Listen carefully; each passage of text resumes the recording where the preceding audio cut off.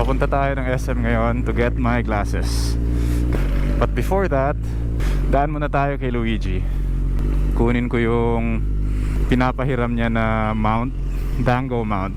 Try ko if mas mas okay ba gamitin.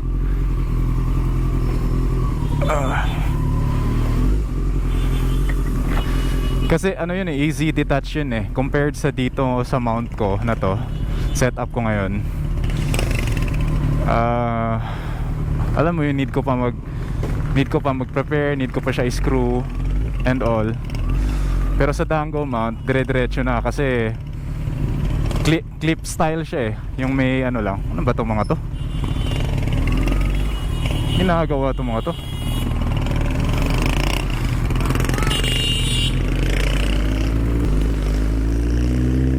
Di man lang tinabi yung kotse.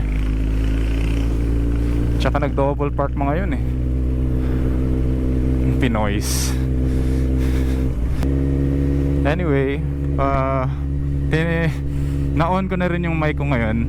Tapos sinet ko yung gain sa number 2. Kasi last time number 4 Tapos medyo baka medyo need ko adjust to a lower setting. So try natin ngayon number 2. So ayan, dito na tayo sa Luigi's Pizza. If andito kayo sa South Banda, malapit sa BF, stop by kayo dito, Luigi's Pizza. The best pizza in the South, mga buddy. Whoa, vlogger. Dango grip. Oh yeah, malakas nga siya. Next week, balik ko next week. Ito na, nakuha na natin. Mahal din kasi to so try it muna natin before tayo bumili. So ayun if ever andito kayo sa South, please stop by Luigi's Pizza. Lagay ko yung FB page nila somewhere dito sa screen. Tsaka mention mo na lang na I sent you there, para malaman nila na galing sa channel ko yung customer, okay? Let's go SM!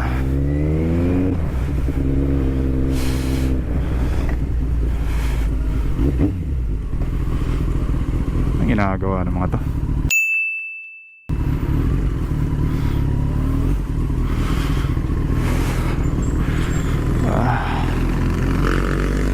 Parang uulan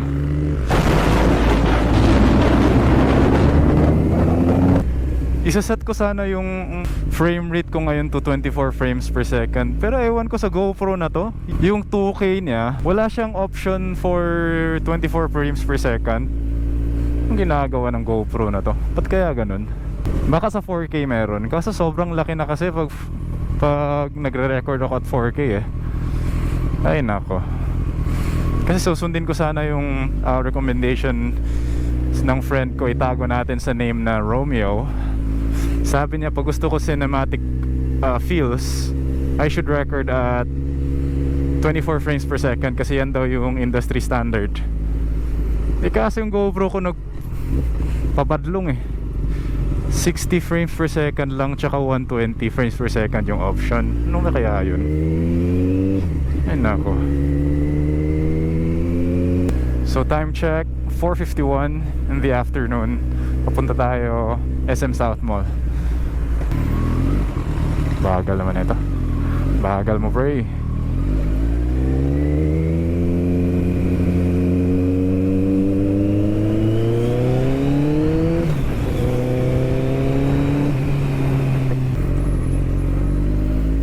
Lusot kaya tayo? Lusot yan. Oops. Lusot. Dito talaga, ang baho talaga. My God. Let's go.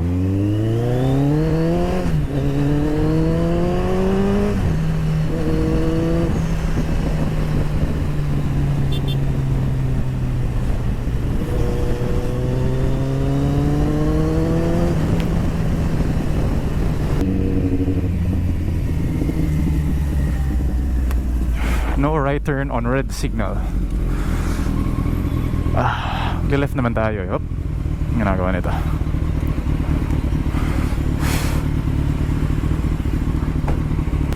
Hindi rin kasi pwedeng mag-film ako at 4K eh, kasi sobrang laki ng files.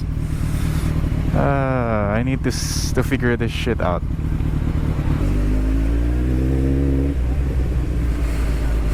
Bango ng mani.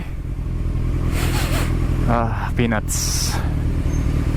Pinag-iisipan ko kung anong topic gagawin ko ng video next. Baka review na naman ulit. Gusto niyo i-review natin yung Dominar 400. Yun kasi yung I think, feeling ko napapatok.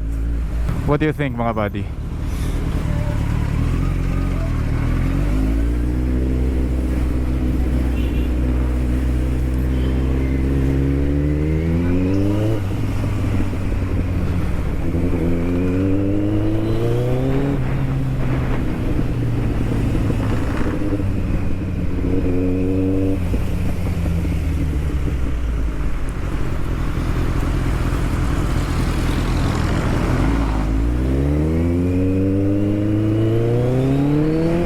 Go power.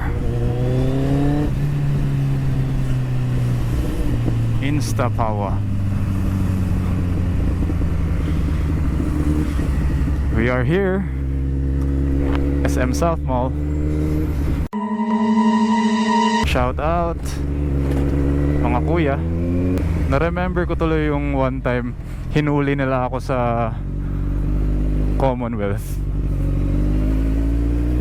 Isipin mo yun, mag-u-turn na ako. Syempre dun ako sa pinaka left lane. Go daw, okay. Anyway, going back, hinuli na ako sa Commonwealth kasi nasa left lane ako. Pero mag-u-turn na nga ako sa unahan eh. Ewan ko. Di ko rin kasi sila ma-blame kasi for sure sa management nila yan eh. Binayaran ko na lang yung 500 na fine.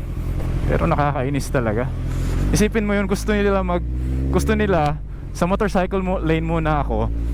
Tapos 200 meters before the before the U-turn slot, doon na ako mag-change lane papunta sa pinaka left lane. Anong kalokohan yan? Papadisgrasya mo ba ako? At that time kasi I was like 500 meters away ata sa U-turn slot. Tapos pumwesto na ako sa leftmost lane. Di ba? Ewan ko sa mga yan. Minsan mainis ka na lang eh. May pila. Huwag mong sabihin puno yung parking. Last time pumunta tayo dito, wala namang ganito eh. Puno kaya to? Doon kaya ako, no? Off muna natin. At sobrang init na.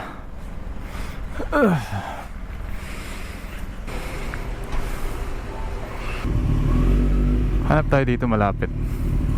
Syempre dito tayo mag-park sa parking ng kotse para mabash tayo. Kupal tayo eh. Ito pala. Bingo.